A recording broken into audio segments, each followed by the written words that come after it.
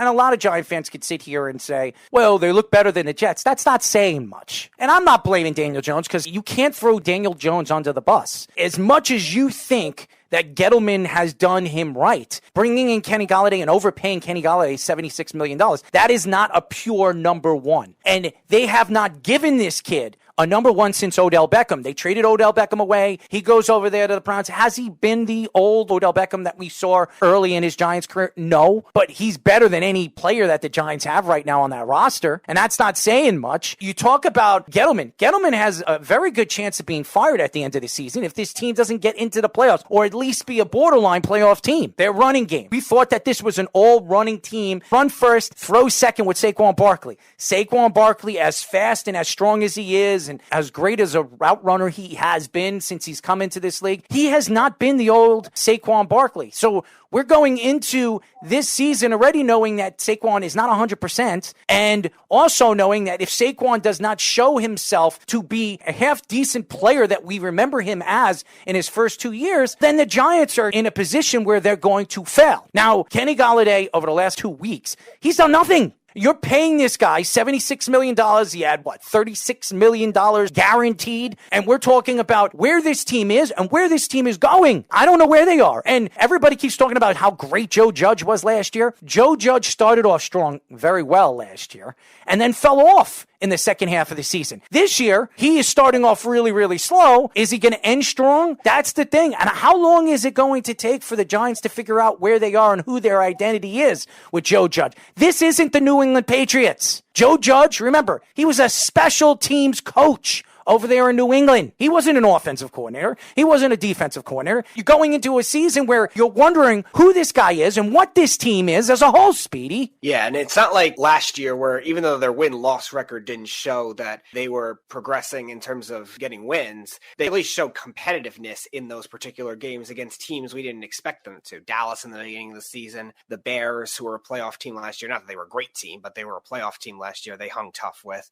They beat Seattle later in the season. So they definitely had some wins that you said, all right, this team is progressing, because I expected last season them to be one of the worst teams in the league, and they were actually semi-competitive. They were a 6-10 team. They were in it right to the final week, obviously the division being terrible. But this year, yeah, they played close games, but they should be better than they were against Atlanta, especially offensively. Atlanta's defense isn't any good. They're rebuilding in a lot of areas. They just lost their defensive coordinator. They have a whole new coaching staff. They should have put up more than 14 points the way they did. And the Giants receivers, between the play calling, absolutely inept. They're just as bad as the Jets. Again, they could get away with it, too, in that particular game because the Falcons' offense looked like they were calling all these basic plays, too. Arthur Smith looked like he was calling conservative plays, too, and he wasn't getting Ridley involved, wasn't getting Kyle Pitts involved, and the Giants couldn't even take advantage of that and say, all right, maybe we should be more aggressive. They're having all of a sudden a game management, ball control game plan. Why not take advantage of that and be aggressive offensively ourselves? And that wasn't the case, and the Giants kind of lucked out in that regard. Outside of the last catch that Pitts had in the final drive, he didn't really do much in that game, and Ridley only had short catches, so it's not like the Falcons offense was blowing them away either. I was thinking if they were to lose, it's going to be a high scoring game, and it was a low scoring game, so that says a lot about the offense, where they're at in a lot of different phases, especially though with the play calling, though it was very conservative. We look at all the games in week number 3, and there are some games that really stood out to me. The Bears in the Browns game. Now we know what the Browns are going to be. They're 2-1. Baker Mayfield looks like he's the real deal. He, after his third or fourth year, he's looking for a big contract. He's going to get it. If this team makes the playoffs again, back-to-back years, and makes another long run, they almost beat Kansas City last year. You talk about the Bears. They bring in their young rookie quarterback in Justin Fields. Justin Fields looks inept. And I'm not going to take shots at these young quarterbacks because we've seen Trevor Lawrence, we've seen Justin Fields, we've seen all these different young quarterbacks that we've been talking about and how highly profiled they were going into the season as, and they're all not playing well. You can't just blame Zach Wilson. A lot of these guys have not really shown to be great quarterbacks yet. Now, it's still early. I think it's going to take a year or two for these guys to figure things out. This isn't college football. The game is a lot faster. The NFL game is tremendously more faster than the NCAA game. Now, you talk about different players, like we just said, Justin Fields. You expect these guys to show some promise. And so far, what we've seen is Justin Fields running for his dear life. The Bears are not protecting a guy of that speed and that ability. And then we talk about Trevor Lawrence, who has all the ability in the world everybody keeps talking about. He hasn't showed up. Even in this week 4 against the Bengals, Trevor Lawrence had his best game. And he still loses the game because the great Urban Meyer can't put his quarterback in a position to succeed. We talk about these coaches, these first-year coaches as NFL coaches, a.k.a. Urban Meyer, a.k.a. Robert Saleh, and obviously not giving these quarterbacks the opportunities to succeed and survive behind the line of scrimmage. Then we talk about some of these veteran teams like the Patriots.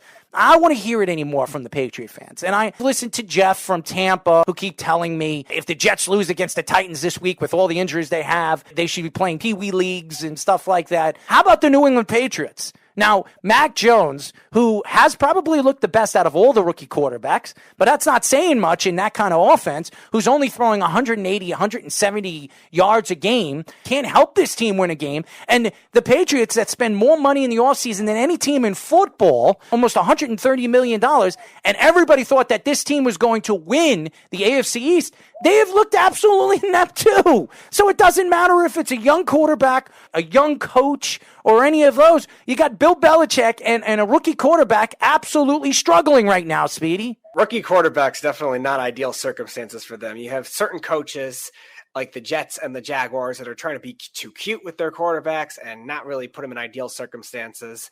And the Jets not playing Denzel Mims, Jacksonville now losing DJ Chark for a significant amount of time, and even so, barely using him as it was.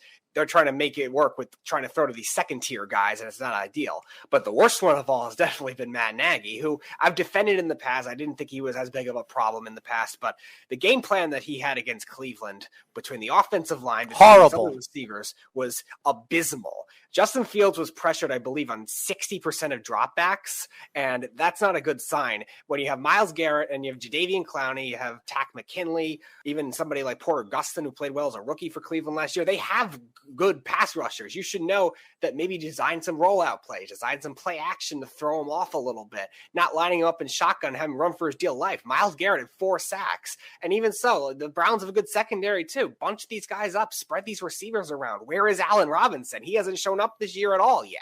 I thought that game plan was one of the worst single game plans I've ever seen from a coach. I think right now Matt Nagy is going to get fired. And we talk about Seattle. This might be the last year for Pete Carroll, who's the oldest coach right now in the NFL. Not Bill Belichick, it's Pete Carroll. Russell Wilson has been talking about leaving Seattle if this is not the year for Seattle. And Seattle's 1-2. A lot of these teams, the Vikings, a lot of people, including you, Speedy, you picked the Minnesota Vikings to make the playoffs.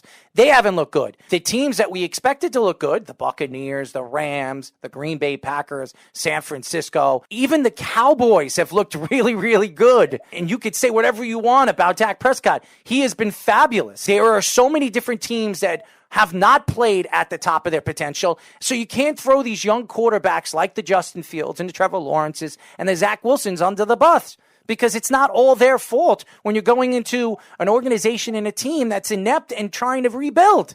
Anyways, we're going to go do what we do every single week, as we're going to make our 3-for-all picks of the week. So we're going to start this week in Mile High, the Baltimore Ravens at the Denver Broncos. Broncos 3-0 on the year. The over-under for this game is 44.5.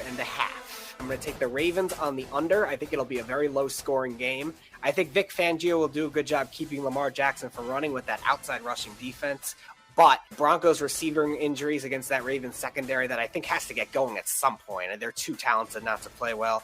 And this running game that has been good for Denver, too, I think will be shut down as well. I think the Ravens getting some receivers back, too, that'll help them. I think it'll be a very close game, and I think the Ravens win it close to end the Broncos' undefeated season. So I'll think the Ravens on the under. I have the Ravens, too. I think the Ravens are the better team. The last couple of weeks, Lamar Jackson has been sensational. And anybody that keeps throwing Lamar Jackson under the bus saying that he can't play in this league, well, he is going to be an MVP candidate this year, as he is every single year. But we talk about the Broncos. Last week, they played very well because they played the New York Jets, but they had significant problems last week with injuries. And that's a huge problem going into this week. The Broncos aren't 100% healthy. They have wide receiving problems. They can't stay healthy at the wide receiving position. I think that's going into this week against a good Baltimore Ravens team. I think Baltimore is going to absolutely run all over them with Williams and what this team has been all about. So I have got the Baltimore Ravens on the under. NFC West, battle of 3-0 teams. The Arizona Cardinals at the LA Rams. The over-under is 54.5. I am going to take the Cardinals in the upset here. I'm going to take them on the under, slightly under, because both these teams have been very well-rounded so far. But I think the Rams have a little bit of a letdown game after a huge win against Tampa this week. I think they start off a little slow. Arizona, I think, starts off a little faster. I know Sean McVay has owned the Cardinals since he's coached them, but we've seen a lot of these droughts end this year. And I think this is another one. I think Kyler Murray has played very well, too. I think they're just due. And the Cardinals' offense has played very well with DeAndre Hopkins not being targeted as much. So I think if anyone's going to evolve from a game plan of Jalen Ramsey shadows DeAndre Hopkins, I think it will be them. I think Cliff Kingsbury made a lot of coaching strides. And I think their running game is just a little more trustworthy at this point. So I'm going to take Arizona in the upset here. I'll take them on the under. I don't know if it's much of an upset. I think both teams are going to be highly profile teams that could make the playoffs.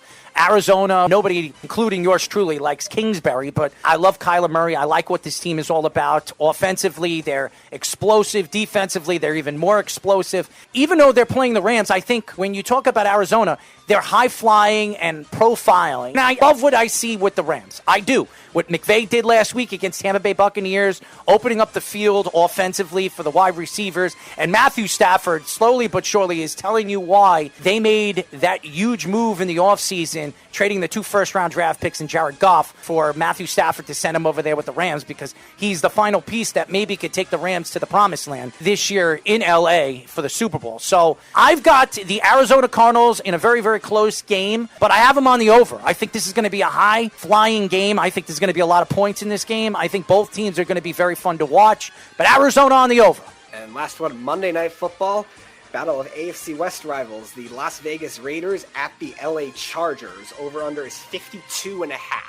I apologize, Raider Nation. I did not believe in you. I did not believe in your defense especially, and your defense has been very good this year. Pass rush, secondary, especially Casey Hayward's played very well for you guys this year. And Derek Carr, you want to talk about an MVP candidate and a clutch quarterback. Derek Carr has been that this year. I'm going to take the Raiders in this game.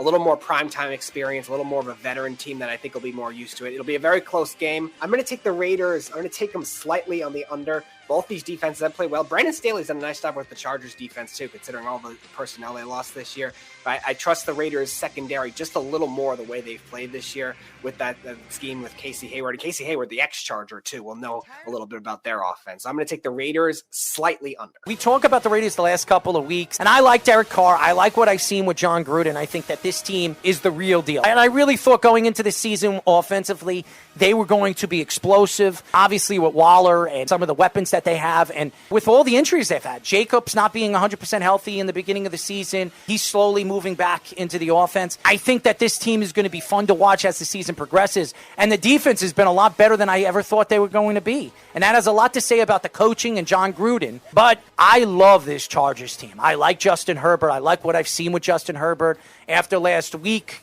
playing Kansas City, knocking off the great Kansas City Chiefs with all the inept offensive style of what we've seen Patrick Mahomes early this year. So I think that the Chargers are going to be fun to watch as the season progresses. Justin Herbert's only going to get better. I like the Chargers in this game. On the over, I think this is going to be a high-flying game, another game that's going to be very, very fun to watch. But again, I don't know if the Raiders are going to be able to keep up with the Chargers offensively. Justin Herbert has proven to me over and over and over again that he can make plays in the open field, even as a second-year player. I've been very excited to watch this kid. He, to me, is the future of the NFL. He's been sensational. So give me the Chargers on the over.